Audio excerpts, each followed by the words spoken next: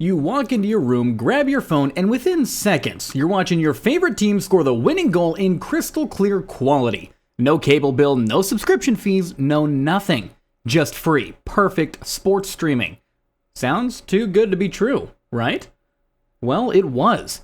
Today, I'll explain how StreamEast became the internet's biggest sports piracy site and then got completely destroyed to you like you're 5 years old. And by the end, you'll understand exactly how the internet's most notorious free sports streaming empire rose to power and then crashed harder than a quarterback getting sacked by 3 linebackers at once. StreamEast wasn't always the king of illegal sports streaming. In fact, it started out like most piracy sites do. Small, scrappy, and flying completely under the radar. Imagine you have a lemonade stand, but instead of selling lemonade, you're giving away free copies of expensive video games. Now at first, only your friends know about it. Then their friends find out. Then their friends' friends. And before you know it, half the neighborhood is lined up at your lemonade stand, and you're not selling lemonade anymore. You're running the biggest free video game distribution center in town. That is exactly what happened to StreamEast, except instead of video games, they were giving away live sports broadcasts that normally cost hundreds of dollars to watch legally. They started small, probably just a few guys who figured out how to capture live TV signals and broadcast them over the internet. Nothing fancy, just basic streaming technology that anyone with decent computer skills could set up in their basement. But here's the thing about the internet. When something is free and works well, word spreads faster than gossip in middle school cafeteria. StreamEast wasn't just giving away any old content. They were giving away the most valuable content in the world. Live sports. Just think about it. People pay enormous amounts of money for cable packages, streaming services, and premium subscriptions just to watch their favorite teams play. And here comes StreamEast, offering the exact same content for absolutely nothing. The site grew because it solved a real problem. Sports broadcasting is expensive and complicated. If you want to watch your team play, you might need 3 different subscriptions, a cable package, and maybe even a special sports package on top of that. StreamEast said, forget all that nonsense. Just come to our website and watch everything for free. It was like someone opened a candy store and put up a sign that said, take whatever you want, no payment required. As more people discovered StreamEast, the site got better and better. They started offering multiple streaming links for every game, so that if one link went down, you could instantly switch to another. They added chat rooms where fans could talk during games. They organized everything by sport and league, making it super easy to find exactly what you wanted to watch. They even started streaming games in high definition, sometimes with better quality than the official broadcasts.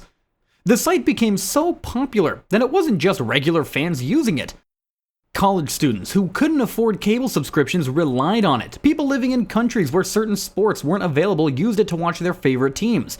Even some people who already had legitimate subscriptions used StreamEast as a backup when their official streams were laggy or unreliable.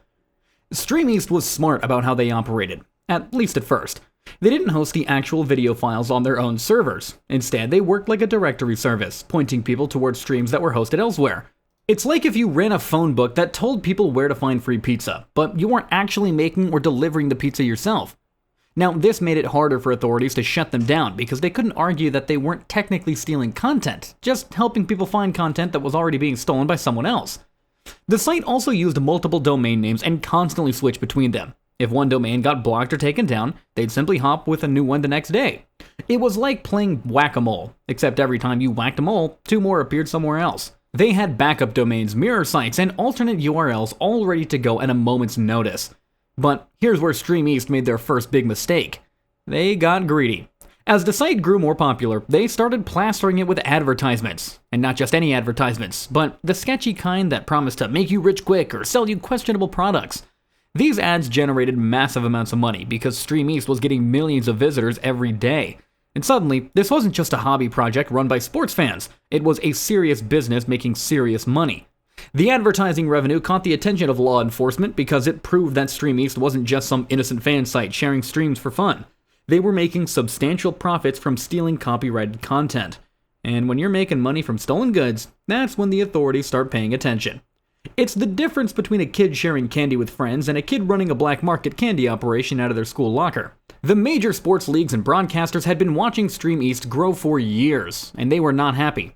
These organizations spent billions of dollars securing exclusive broadcasting rights. So when someone like StreamEast just gives their content for free, it threatens their entire business model.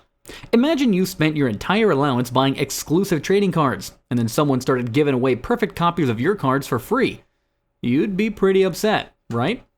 The league started fighting back in multiple ways. First, they hired teams of lawyers to send takedown notices and legal threats. They also employed technical specialists to identify and block StreamEast streaming sources.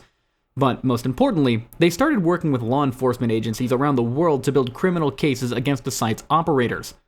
Now, the problem for StreamEast was that they had grown too big to hide. When we're serving millions of people every day, you're leaving digital footprints everywhere. Every server they rented, every payment they processed, every domain that they registered created a trail that investigators could follow. It's like trying to hide an elephant in your backyard. Sure, you can put a sheet over it, but everyone's going to notice that there's something elephant-shaped under that sheet. Law enforcement agencies in multiple countries started working together to track down StreamEast's operators. They used sophisticated techniques to trace the site's infrastructure, follow money trails, and identify the people behind the operation. They discovered that StreamEast wasn't just one person or even one small group. It was a complex network of individuals spread across different countries, all working together to keep the illegal streams flowing. The investigation revealed that StreamEast was making enormous amounts of money. We're talking about millions of dollars in advertising revenue. The site was in fact so profitable that the operators were living luxurious lifestyles funded entirely by stolen sports content. They had expensive cars, fancy houses, and lavish vacations, all paid for by advertising money generated from pirated broadcasts. And this is where StreamEast made their second big mistake. They started getting sloppy with their operational security. Success made them overconfident, so they stopped being as careful about hiding their identities and covering their tracks. Some of the operators started using their real names in business transactions. Others began openly flaunting their wealth on social media. It's like robbing banks successfully for years and then just posting photos of yourself on Instagram with all the stolen cash. The authorities also got help from an unsuspected source: the streaming technology itself. Modern internet infrastructure creates detailed logs of everything that happens online. Every time someone watched a stream on StreamEast, it created records that investigators could analyze. They could see where the streams were coming from, how they were being distributed, and who was accessing them. It was kind of like having a complete record of every transaction at that illegal lemonade stand that we talked about earlier. But the final nail in the coffin for StreamEast came when investigators managed to infiltrate their operation. They identified key servers, tracked down hosting providers, and even managed to get inside information about how the site operated. And once they had enough evidence, law enforcement agencies coordinated simultaneous raids in multiple countries. The raids were swift and comprehensive. Authorities seized servers, arrested operators, and froze financial accounts all at the same time. StreamEast didn't just go offline. It was completely dismantled. The main domain was seized, backup domains were blocked, and the entire network infrastructure was shut down permanently. But the story doesn't end there. The operators of StreamEast faced some serious criminal charges. I mean, we're talking about copyright infringement on a massive scale, money laundering, and operating an illegal enterprise. Some of them received prison sentences and were ordered to pay enormous fines, and the easy money from stolen sports streams suddenly became very expensive legal problems. The takedown of StreamEast sent shockwaves through the piracy community. Other illegal streaming sites realized that if StreamEast could be caught, anyone could be caught. Many smaller sites shut down voluntarily rather than risk facing the same fate, and the message was clear. Law enforcement had figured out how to track down and prosecute large-scale streaming operations. Sports leagues and broadcasters celebrated the shutdown, but they also knew it was just one victory in an ongoing war. New piracy sites pop up constantly, trying to fill the void left by sites like StreamEast.